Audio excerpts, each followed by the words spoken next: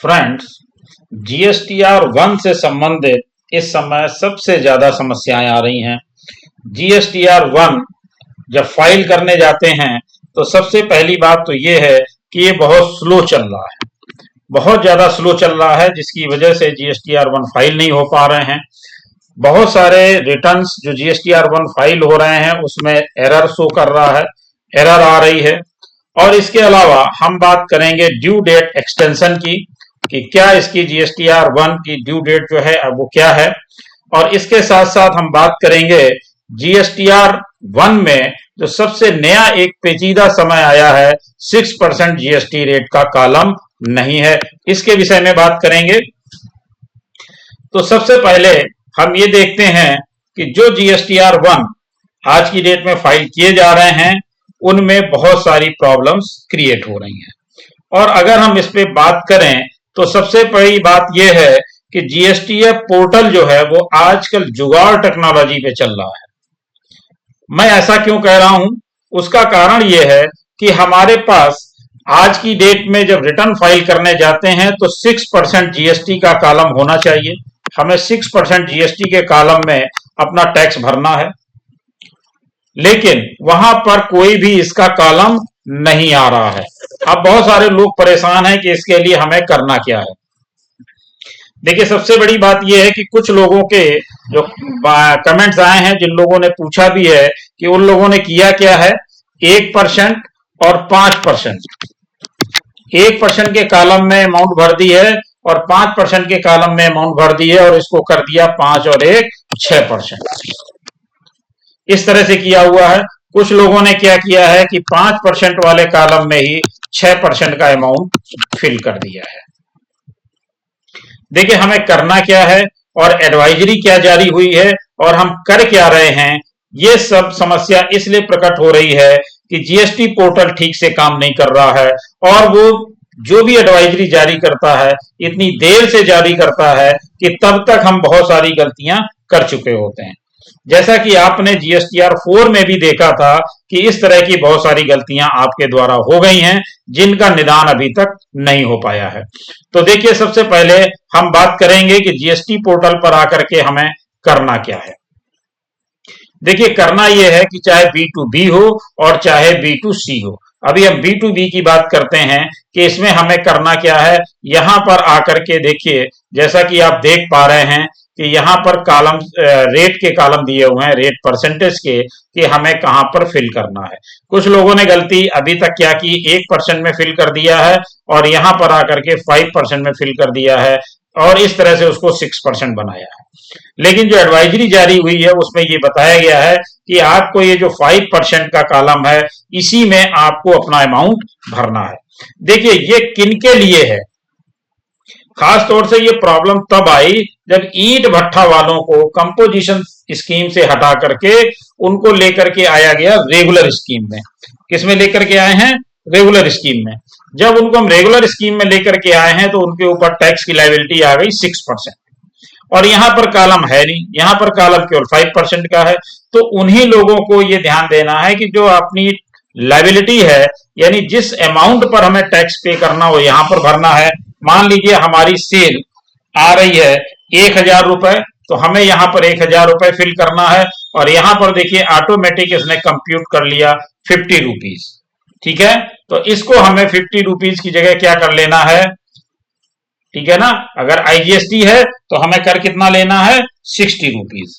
और यहां पर जब हम 60 रुपीज करेंगे तो ये 60 एक्सेप्ट भी कर ले रहा है। तो यहां पर अगर हमारा अमाउंट है 1000 रुपए, ऑटोमेटिक जो कंप्यूट हो रहा है वो 50 रुपीज, लेकिन हमको इसको एडिट करके कर लेना है 60 रुपीज। तो ये अगर हमें आईजीएसटी है तो इस तरह से करना है, और अगर हमारा आईजीएसटी नहीं है, सेम स्टेट का है, तो यहां पर हमें 30 रुपीज और यहां पर 30 रुपीज एडिट करके ठीक कर लेना है। हमें इस अमाउंट में कोई भी चेंजमेंट नहीं करना है और ना ही हमें ये करना है कि ये 5% में दिखाएं और वही अमाउंट 1% में दिखा करके यहां पर लायबिलिटी को कंप्यूट करें।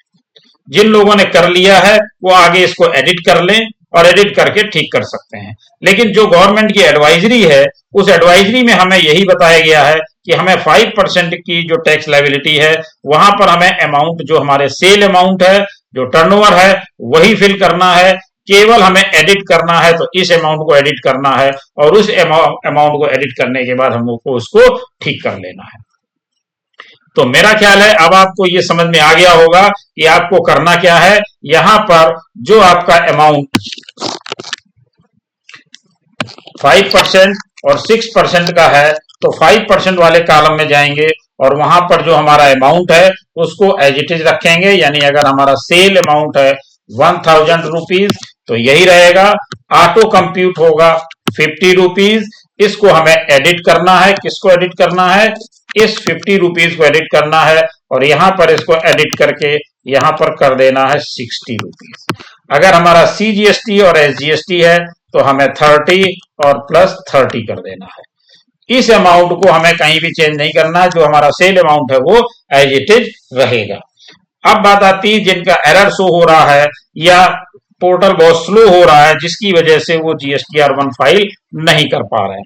तो देखिए पहली चीज तो ये है कि GSTR1 फाइल नहीं हो पा रहा है या उसमें दिक्कत आ रही है तो आपको अभी कोई भी पोर्टल लेट फीस उसमें नहीं लगा रहा है। हालांकि आपको मालूम है कि GSTR1 में भी लेट फीस लगनी तय है, लेकिन अभी भी पोर्टल उसको कैलकुलेट नहीं कर रहा है, इसलिए अभी ऐसी कोई चिंता की बात नहीं दिखाई देती है। लेकिन सबसे बड़ी बात यह है कि पोर्टल कैलकुलेट जरूर नहीं कर रहा है, लेकिन वो कभी भी हमसे वो लेट फीस मांग सकता है। तो इसलिए ड्यू डेट का एक्सटेंशन होना अनिवार्य है, क्योंकि ये गलती किसकी है, ये गलती है पोर्टल की, ये एसएसी की गलती नहीं है, ये पोर्टल की गलती है। और पोर्टल भी हमें बता कब रहा है, 10 तारीख को, ठीक है, कब बता रहा है, डेट 10 तारीख को, यानी 10 मई को हमें बता रहा है और लास्ट डेट कब है, 11 मई। 10 मई को भी हमें ये आफ्टरनून बता रहे हैं और 11 मई लास्ट डेट है, तो आदमी इसको कैसे कंप्यूट करेगा, पहली चीज। दूसरी चीज, जिन लोगों ने कंप्यूट अपने हिसाब से कर लिया है उनका पोर्टल क्या इलाज करेगा। तो ये सारी की सारी गलतियां पोर्टल की हैं। उसे चाहिए कि अगर ऐसा कुछ है तो उसको समय से बताए, जिससे कि लोग गलती ना करें।